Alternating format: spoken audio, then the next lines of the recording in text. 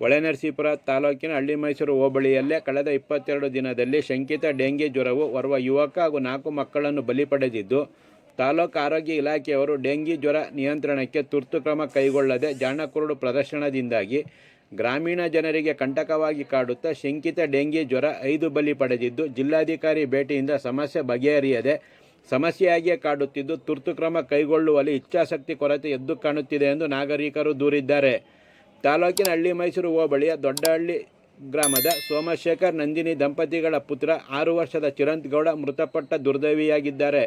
ಕಳೆದ 1 ವಾರದಿಂದ ಬೇರೆಯ ಗ್ರಾಮದಲ್ಲಿ ಜ್ವರಕ್ಕೆ ಚಿಕಿತ್ಸೆ ಪಡೆಯುತ್ತಿದ್ದ ಚಿರಂತಗೌಡ ನಂತರ KR ನಗರದ ಖಾಸಗಿ ಆಸ್ಪತ್ರೆಯಲ್ಲಿ ದಾಖಲಾಗಿ ಜ್ವರ ಉಲ್ಬಣಿಸಿದ ಕಾರಣ ಮೈಸೂರಿನ ಚೆಲುವಾಂಬ ಆಸ್ಪತ್ರೆಯಲ್ಲಿ ಚಿಕಿತ್ಸೆಗೆ ದಾಖಲಿಸಲಾಗಿತ್ತು. ಆದರೆ ಚಿಕಿತ್ಸೆ ಫಲಕಾರಿಯಾಗದೆ ಶನಿವಾರ ಮುಂಜಾನೆ ಮೃತಪಟ್ಟಿದ್ದಾರೆ.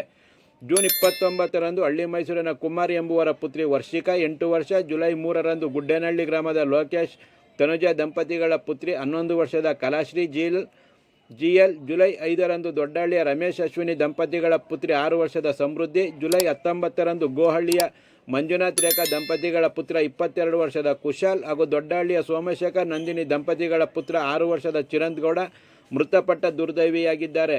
ಮೃತಪಟ್ಟವರೆಲ್ಲರೂ ಹಳ್ಳಿಮೈಸೂರು ಹೋಬಳಿಯವರಾಗಿದ್ದು, ಸ್ಥಳೀಯ ಆಡಳಿತ ವ್ಯವಸ್ಥೆಯು ಶಂಕಿತ ಜ್ವರ ನಿಯಂತ್ರಣದಲ್ಲಿ ಕೈಗೊಂಡ ತುರ್ತು ಕ್ರಮಕ್ಕೆ ಸ್ಪಷ್ಟ ನಿದರ್ಶನವಾಗಿದೆ.